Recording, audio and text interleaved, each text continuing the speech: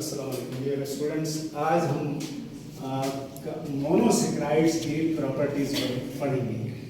Monosaccharides ये सबसे सादा शुगर्स हैं। सेक्राइड शुगर को कहते हैं। मोनो का मतलब वैसे तो एक है, लेकिन यहाँ एक से मुराद सिंपल है। तो सबसे पहली कैरेक्टरिस्टिक्स इनकी ये है कि दीज आर सिंपल। सिंपल भी कह सकते हैं, द मोस्ट सिंपल भी कह सकते हैं। अब सिंपल से मुराद क्या है? सिंपल से मुराद ये है कि these cannot be further hydrolyzed. These are already in the simplest form. That is why they cannot be further simplified. मसलन ग्लूकोज है या एक टेट्रोज है, ट्रायोज है, ट्रायोज है, तो ये सादा तरीन शक्ल में मौजूद है। इसको मजीद सिंप्लीफाई नहीं कर सकते। यहाँ एक गलतफहमी हो सकती है, उसको दूर काट पीट सकते हैं, इसको तोड़ सकते हैं, लेकिन अगर आपने एक तोड़ा तो ये अब कार्बोहाइड्रेट नहीं रहेगा, क्योंकि कार्बोहाइड्रेट कहलाने के लिए 3 to 7 कार्बन होने चाहिए। ये सिंपलेस्ट फॉर्म में है, इसलिए फर्दर सिंप्लीफाई नहीं कर सकते। ठीक है, यानी एक यूनिट है और C3H6O3 ये एक ट्रायोज है और ये सिंपलेस्ट फॉर्म में है, इसलिए इसको मजीद सिंप्लीफाई नहीं किया जा सकता। सारे मोनोसेक्राइड सिंपलेस्ट है, ठीक है ना, सिंपलेस्ट है। और जब हम ओलिगोसेक्राइड और पॉलीसेक्राइड बनाएंगे तो फिर आपको ये और समझ में आएगा कि ये हाइड्रोलिसिस क्यों नहीं हो सकता है। हाइड्रोलिसिस का मतलब मॉलिक्यूल को एक दूसरे से अलग करना है, मॉलिक्यूल के एटमों को अलग करना नहीं है। अगर इनको एटमों को अलग करेंगे तो उसको डिकम्पोजिशन कहेंगे। हम डिकम्पोजिशन की बात नहीं कर रहे हैं, हम इनको हाइड्रोलाइज नहीं कर सकते, ये क्योंकि ऑलरेडी सादा शक्ल में है। एक प्रॉपर्टी ये थी इसकी। दूसरी प्रॉपर्टी है कि these are soluble in water. जितने मोनोसेक्राइड्स हैं, all monosaccharides are easily soluble in water. Soluble in water का मतलब क्या है? ये जब पानी में डाल दें इनको तो ये पानी में हल हो जाते हैं। हल होने का मतलब क्या है? असल में पानी को हमने कई दफा डिस्कस किया कि ये एक पोलर सब्सटेंस है और पोलर होने की वजह से ये यूनिवर्सल सॉल्वेंट बन जाता है। और उस यूनिवर्सल सॉल्वेंट में इसके जो शुगर के OH ग्रुप्स हैं, इनके साथ इनके बॉन्ड्स बनते हैं और इधर जाके ये इसमें मिल सकते हैं बआसानी। यहाँ पर पानी का जिक्र है, गर्म या ठंडे पानी का जिक्र नहीं है, क्योंकि बाज़ जगहों पर आपको ये शर्त लगानी पड़ेगी कि सोलुबल इन हॉट वाटर, लेकिन ये हर तरह के पानी में आसानी से हल हो जाते हैं। ये भी याद रखें, जितना ये मॉलिक्यूल सिंपल होंगे तभी ये सोलुबल होंगे। कार्बोहाइड्रेट जो ओलिगो या पॉली हो जाते हैं ना, वो फिर आसानी से सोलुबल नहीं है।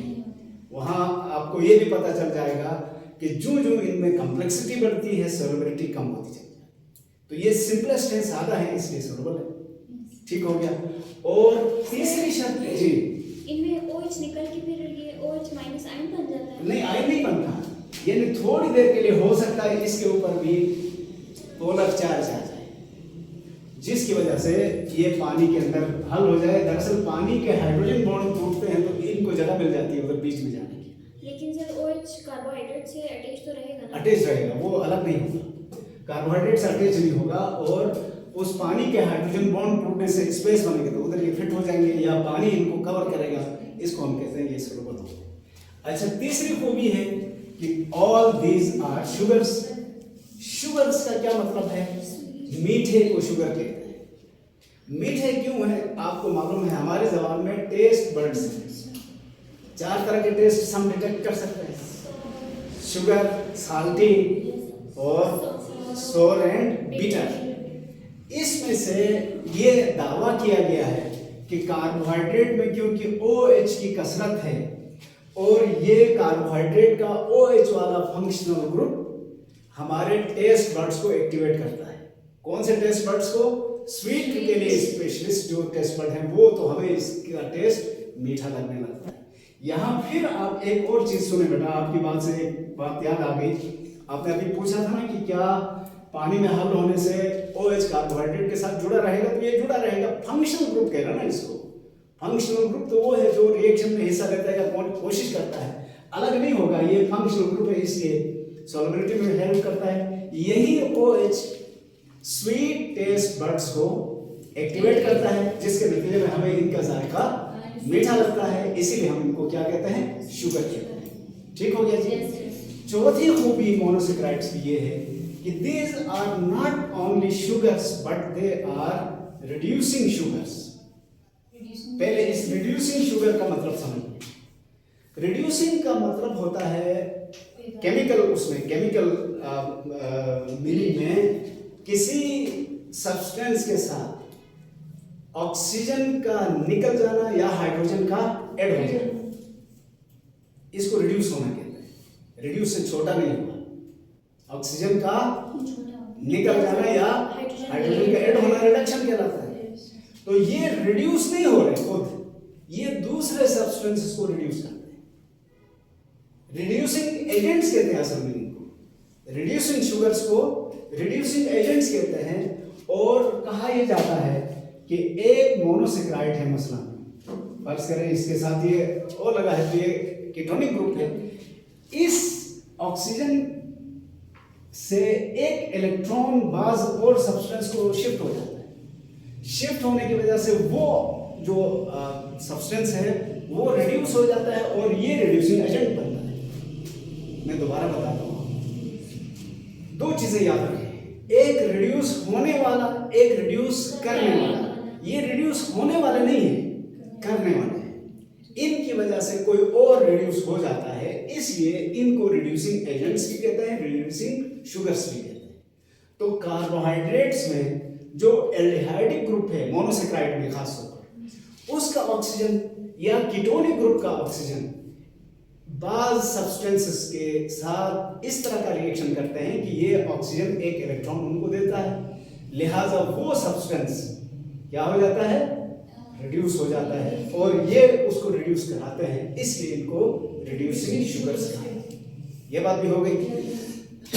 तो कार्बोहाइड्रेट रिड्यूसिंग शुगर्स भी हैं। इसके बाद एक और तकलीफ, तो मेरे लिए तकलीफ में बात आ गई, ये स्टेरियो आइसोमर्स। यहां हमने दो बातें समझनी है, एक स्टेरियो को समझना है, एक आइसोमर को समझना है। आइसोमर क्या है? वो मॉलिक्यूल जिनका केमिकल फार्मूला सेम हो, स्ट्रक्चरल फार्मूला डिफरेंट हो, उसको क्या कहते हैं, आइसोमर। फार्मूला सेम है, मिसाल के तौर पर ये ग्लूकोज है,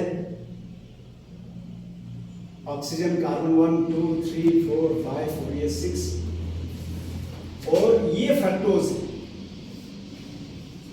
ऑक्सीजन कार्बन 1 2 3 4 5 और ये 6। दोनों का केमिकल फार्मूला है C6H12O6। दोनों का फार्मूला सेम है, तो फर्क किस चीज का है, स्ट्रक्चर का फर्क, यानी फंक्शनल ग्रुप्स के अरेंजमेंट का फर्क है। इसलिए ये दोनों एक दूसरे के आइसोमर्स। आइसोमर समझ में आ गया? अब स्टेरियो आइसोमर किसे कहते हैं, इसको समझने की कोशिश करते हैं। मोनोसेक्राइड्स स्टेरियो आइसोमर्स भी हैं, यानी इनके आइसोमर्स हैं। ये जो बेटा आप एरिथ्रोलोज और एरिथ्रोज कह रहे थे ना, उसका थोड़ा टच है, अभी वो फिर बाद में आएगा। पहले दो चीजें समझ लें। कार्बोहाइड्रेट या मोनोसेक्राइड्स में हमने कहा कि कार्बन की चेन बैकबोन का किरदार अदा करती है, यहां तक बात क्लियर है। इसके साथ फर्ज कर लें ये एल्डिहाइडिक ग्रुप लगा हुआ है, ये हाइड्रोक्सिल ग्रुप्स हैं और ये दोनों फंक्शनल ग्रुप्स हैं, बाकियों के साथ हाइड्रोजन लगा हुआ है और इस तरह से ये एक मॉलिक्यूल है। अब इसमें ये तो हो गया कार्बन नंबर 1। ये ऑर्गेनिक केमिस्ट्री में जरूरी है कि कार्बन की नंबरिंग की जाती है। जिस तरह आप क्लास में दाखिला लेते हैं तो आपको रोल नंबर अलॉट होता है, तो रोल नंबर अलॉट होने का तरीका क्या है, कभी सोचा? जो पहले दाखिला लेगा उसका रोल नंबर 1 होगा, जो उसके बाद लेगा 2 हो जाएगा, सबसे आखिर वाले का आखिर में। तो रोल नंबर 1 हमेशा, इसका मतलब क्या है, इस बच्चे ने सबसे पहले दाखिला लिया। इसी तरह इन कार्बन्स में से जिस कार्बन के साथ बाकियों से बिल्कुल डिफरेंट एक ग्रुप लगा हो उसको कार्बन नंबर 1 कहेंगे। तो ये फंक्शनल ग्रुप बिल्कुल डिफरेंट है कि नहीं इन सबसे, इसलिए यूनिकनेस आ गई। तो ये कार्बन नंबर 1 हो गया, ये आप 2 हो गया, ये 3 हो गया, ये 4 हो गया, ये 5 हो गया। अब इनमें से कुछ और नाम भी रखे गए कार्बन के। ये तो हो गया कार्बन नंबर 1। सेकंड लास्ट जो कार्बन होता है इसको कहते हैं penultimate carbon. Penultimate carbon second last, वो तो हो गया लास्ट। सेकंड लास्ट को पेनल्टीमेट कार्बन। और बाकी जो दरमियान वाले हैं जिनके साथ अलग अलग फंक्शनल ग्रुप हो उनको कहते हैं एसिमेट्रिकल कार्बन्स। अब एसिमेट्रिकल का आसान तर्जुमा या मुतबादिल लफ्ज है इर्रेगुलर। वो कार्बन जिनके चारों साइड पर अलग अलग फंक्शनल ग्रुप हो उसको कहते हैं एसिमेट्रिकल कार्बन। अब इधर आके हम फंस जाते हैं। मैंने कहा था मेरा इम्तिहान है, मैं समझा पाऊं या नहीं। मेरा इम्तिहान क्यों कहा था? अब मैंने आपको एसिमेट्रिकल कार्बन समझाना है। सरसरी देखेंगे तो ये बात समझ में नहीं आएगी, थोड़ा सा दिमाग पे जोर लगाना पड़ेगा। इसको मैं दोबारा बनाता हूँ। यहाँ OH, यहाँ OH, यहाँ OH, यहाँ भी OH और इधर डबल बॉन्ड O और H है। अब ये कार्बन नंबर 1 तो अलग थलग है सबसे। बाकी कार्बनों में आपको क्या लगता है, क्या हर कार्बन के साथ सेम ग्रुप है या डिफरेंट है? सरसरी देखो तो सेम है सब कुछ। मिसाल के तौर पर इस कार्बन के इस तरफ कार्बन, उधर H, इधर OH, इधर फिर कार्बन। यही हाल इसका भी है, इधर कार्बन, इधर भी कार्बन, इधर H, इधर OH। तो ये दोनों तो बताए एक जैसे लगते हैं, लेकिन हमें ऐसा नहीं करना है। हमें क्या कंसीडर करना पड़ेगा? इस कार्बन के इस तरफ ये पूरा एक ग्रुप है, ये एक ग्रुप है, ये एक और ग्रुप है और ये पूरा एक और ग्रुप है। इन सबको मिलाकर एक ग्रुप कंसीडर करेंगे। अब हम कह सकते हैं ना ये कार्बन इससे भी डिफरेंट है, इससे भी डिफरेंट है। अब इससे डिफरेंट कैसे हो गया? इससे डिफरेंट इस तरह से हो गया कि इसके इस तरफ ये सब कुछ लगा हुआ है और इस तरफ सिर्फ H है, इस तरफ OH है और इस तरफ ये है। अब आप खुद देखें, पहले वाले कार्बन और इस कार्बन में फर्क है कि नहीं है? डिफरेंट फंक्शन ग्रुप है कि नहीं है? नहीं? दोबारा देखें ना, मैं कहा आपको, आप सिर्फ इनको कंसीडर मत करें, इसके साथ आगे जो कुछ भी है उन सबको एक ग्रुप समझें। फिर आपको पता चलेगा कि दरमियान वाले जितने कार्बन होते हैं वो सारे एसिमेट्रिकल होते हैं। इसी तरह इस कार्बन के साथ देखें तो एक तरफ H, एक तरफ OH, एक तरफ ये ग्रुप, एक तरफ वो सारा ग्रुप। लिहाजा ये कार्बन इस कार्बन से और इस कार्बन से डिफरेंट है। इन एसिमेट्रिकल कार्बन के साथ OH की अरेंजमेंट की वजह से जो आइसोमर बनते हैं उनको स्टीरियो आइसोमर्स कहते हैं। अब आइसोमर फिर समझाने की कोशिश करता हूं। देखें, ये दो कार्बन हैं, दो कार्बन है ना। अगर OH इधर लगे तो इधर लाजमन H होगा, ये एक आइसोमर होगा। अगर OH इधर लगे और तो फिर H किधर होगा, उसके पीछे, तो ये दूसरा आइसोमर कहलाएगा। OH इधर लगा, H उधर लगा तो ये तीसरा आइसोमर होगा और OH पीछे लगा, H आगे लगा तो चौथा आइसोमर होगा। एक ही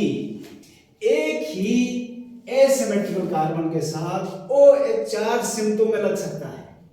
एक इधर लगा, एक में इधर लगा, या इधर लगा या इधर लगा, तो उसके फंक्शन ग्रुप में फर्क होगा। उसको फार्मूला तो सेम रहेगा लेकिन प्रॉपर्टीज में फर्क आएगा। ऐसे मॉलिक्यूल को क्या कहते हैं? Stereo isomers. और ग्लूकोज में स्टीरियो आइसोमर्स 16 है क्योंकि उसके 4 एसिमेट्रिकल कार्बन हैं। एक कार्बन नंबर 1 हो गया, एक कार्बन नंबर लास्ट हो गया, बीच में 4 एसिमेट्रिकल कार्बन हो गए, टोटल 6 है ना। और हर एक के साथ क्या हो रहा है, मसलन में प्रैक्टिकली बना के दिखा। मसलन ये 3 वाले लेंगे, किसमें OH इधर है, इसमें OH इधर है, और इसी तरह इसमें OH यहां सामने दिखाता हूं मैं, OH इधर लगा हुआ है। इसी तरह मॉलिक्यूल तो वही है, लेकिन इसमें OH पीछे लगा है, तो फार्मूले में कोई फर्क होगा नहीं, लेकिन प्रॉपर्टीज में फर्क होगा। खास तौर पर कैसी प्रॉपर्टीज? जो एंजाइम इसको डाइजेस्ट कर सकता है वो इसको नहीं कर सकता, क्योंकि फंक्शनल ग्रुप कहीं और लगा हुआ है, और वही एंजाइम ना इसको डाइजेस्ट कर सकता, ना इसको कर सकता, ना इसको कर सकता। तो OH मैं दोबारा बताता हूं, ये मार्कर को आप समझ लें, ये एक कार्बन की चेन वाला ग्लूकोज है। मैं आपको ये बता रहा था कि अगर OH इधर लगा हो तो इसकी प्रॉपर्टीज और होंगी, OH यहां लगा हो प्रॉपर्टी और होंगी, OH इधर लगा हो और होंगी, इधर पीछे लगा हो और। तो इस तरह से जो आइसोमर्स बनते हैं, जो एसिमेट्रिकल कार्बन्स में अरेंजमेंट ऑफ या ओरिएंटेशन ऑफ OH की वजह से जो डिफरेंट आइसोमर्स बनते हैं उनको क्या कहते हैं? Stereo isomers. मतलब फर्स्ट और लास्ट को छोड़ के बीच वाले कार्बन। जी जी जी जी जी जी जी बिल्कुल सही बात। सर फिर स्टेरियो वाले को ये नाम रखा गया था साइंसदानों ने अपनी पहचान के लिए। पेनल्टीमेट अल्टीमेट आखिरी को कहते हैं ना, पेनल्टीमेट सेकंड लास्ट को टैक्सी वाले कैसे पढ़ते हैं? सेकंड लास्ट, है ना? तो पेनल्टीमेट के साथ आप क्या याद रखेंगे? सेकंड लास्ट याद रहेगा ये, ठीक है? तो इसको कहते हैं स्टीरियो आइसोमर्स। और मैंने आपको कहा ग्लूकोज के 16 स्टीरियो आइसोमर्स, क्योंकि उसमें 4 एसिमेट्रिकल, इसका मतलब जितने एसिमेट्रिकल कार्बन की तादाद ज्यादा होगी उतने ही स्टीरियो आइसोमर्स की अक़साम ज्यादा हो जाएंगी। जितने एसिमेट्रिकल कार्बन कम होंगे वहां पर स्टीरियो आइसोमर्स कम होंगे। तो मोनोसेक्राइड्स में स्टीरियो आइसोमर्स भी पाए जाते हैं। ये 5वीं खूबी थी। तो हमने इस तरह से कार्बोहाइड्रेट, खास तौर पर मोनोसेक्राइड की जनरल जो कैरेक्टरिस्टिक्स थी वो बताया। सबसे पहले क्या बताया? ये सिंपलेस्ट फॉर्म में है, जो सिंपलेस्ट फॉर्म में होगा वो मजीद सिंप्लीफाई नहीं हो सकता। दूसरी बात क्या बताई? ये शुगर है। शुगर क्यों है? इनमें OH की कसरत है और ये OH हमारे स्वीट टेस्ट बड्स को एक्टिवेट करते हैं, जिसकी वजह से हमें मीठे लगते हैं। तीसरी बात क्या बताई? ये सॉल्युबल इन वाटर है, और सॉल्युबल इन वाटर की वजह भी ये बताई गई है कि ये सिंपल है, दूसरा इसमें OH ज्यादा है तो ये पानी में हल जाते हैं। चौथी बात क्या बताई? ये रिड्यूसिंग शुगर्स है। इनमें जो एल्डिहाइड ग्रुप या कीटोनिक ग्रुप वाला ऑक्सीजन होता है वो बाज सब्सटेंसेस को एक इलेक्ट्रॉन देता है, जिसकी वजह से वो सब्सटेंस रिड्यूस होता है और ये रिड्यूसिंग एजेंट बन जाता है। इसी तरह 5वीं खूबी क्या बताई? ये स्टीरियो आइसोमर्स हैं, और इनके स्टीरियो आइसोमर्स होते हैं। और स्टीरियो आइसोमर होने की वजह क्या है? इनमें मौजूद एसिमेट्रिकल कार्बन। और एसिमेट्रिकल कार्बन किसको कहा? जो दरमियान में फर्स्ट और लास्ट को छोड़ के बीच में जो कार्बन होते हैं, जिनके साथ अलग अलग फंक्शनल ग्रुप लगे होते हैं, केमिकल डेफिनेशन ये है, उनको उनको एसिमेट्रिकल कार्बन्स कहते हैं। और उनके साथ जो फंक्शनल ग्रुप डिफरेंट होने की वजह से या अरेंजमेंट ऑफ OH की वजह से इनके आइसोमर्स बनते हैं, और ये आइसोमर्स कई हो सकते हैं। इसका दारोमदार नंबर ऑफ एसिमेट्रिकल कार्बन्स। ठीक हो गया जी? इसके बाद अब हम आए हैं एक और पहलू की तरफ। ये पहलू भी थोड़ा उलझाने वाला है।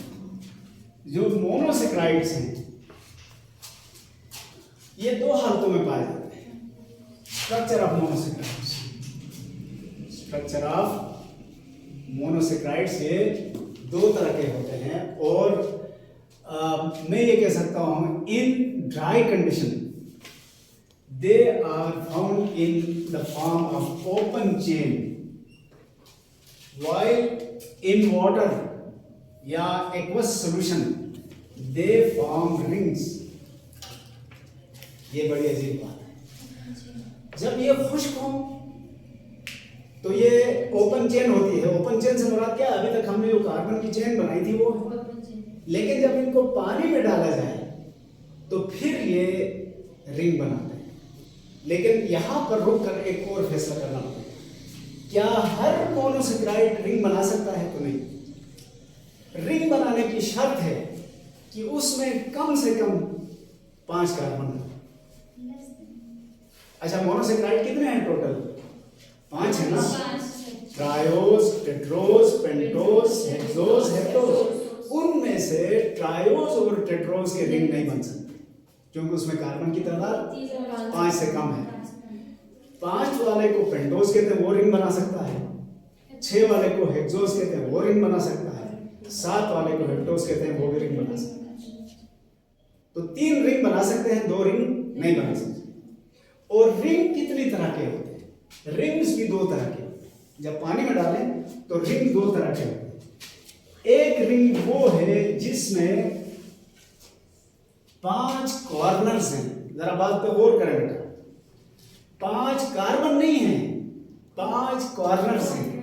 उनमें से एक कॉर्नर पर ऑक्सीजन है और 1 2 3 4 कॉर्नर्स पर कार्बन है। 5वां जो कार्बन होगा वो रिंग से बाहर होगा। इस तरह के रिंग को फ्यूरानोज कहा जाता है। इनके नाम आप भी याद रखें, फिर हम तफसील बताएं। तो 5 कॉर्नर वाले रिंग को क्या कहते हैं? फ्यूरानोज। चाहे वो 5 कार्बन से बना हो, 6 कार्बन से बना हो। 5 कार्बन हो तो इसमें कार्बन नंबर 1 और कार्बन नंबर 4 के बीच में ऑक्सीजन आ जाता है। ये कैसे आता है वो भी बताता हूं, अभी आपने परेशान नहीं होना, अभी सिर्फ शक्ल पे गौर करें बस। 5 कॉर्नर का रिंग बना तो उसको क्या कहते हैं? फ्यूरानोज। अगर इस तरह से 6 कॉर्नर वाला रिंग बन जाए, इसको कहा जाता है पायरानोज। यहां एक और मसला है, पेंटोज सिर्फ फ्यूरानोज बना सकता है, पायरानोज नहीं बना सकता है। जबकि हेक्सोज फ्यूरानोज भी बना सकता है, पायरानोज भी बना सकता है। 2 बातें मैंने अभी तक बताई आपको। पहली बात, जितने मोनोसेक्राइड्स हैं वो ड्राई हालत में चेन फॉर्म में होते हैं। पानी में हो तो रिंग बनाते हैं, लेकिन रिंग सब नहीं बना सकते। पेंटोज, हेक्सोज और हेप्टोज रिंग बना सकते हैं, ट्रायोज और टेट्रोज नहीं बना सकते। दूसरी बात, रिंग 2 तरह के होते हैं। 5 कार्बन का हो तो फ्यूरानोज कहते हैं, 6 कार्बन का हो तो पायरानोज।